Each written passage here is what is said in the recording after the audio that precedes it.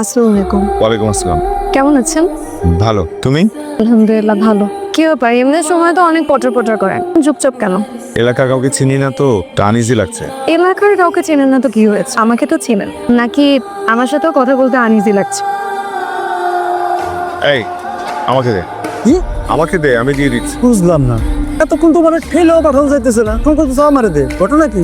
এতক্ষণ মুড ছিল না, এখন মুড আসছে। দে, এতক্ষণ মিহির ছিল না, এখন মিহির আসছে। বেশি কথা বলিস না। স্যার আস্তে পড়ে যাবো কিন্তু। একটা মাংস দিব, একটু ঝোল দিব।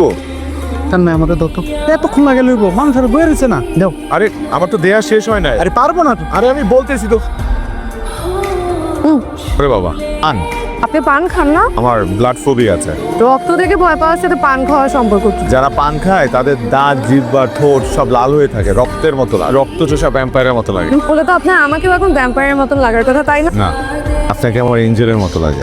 আপনার পাঞ্জাবের দাগ তো এখনো যায়নি, আপনি পরিষ্কার করেন নাই? 20 মিনিট ধরে পরিষ্কার করার চেষ্টা করলাম কিন্তু কোনো লাভ হলো না। তো জিনিস দিয়ে পরিষ্কার না করলে কোনো লাভ হবে?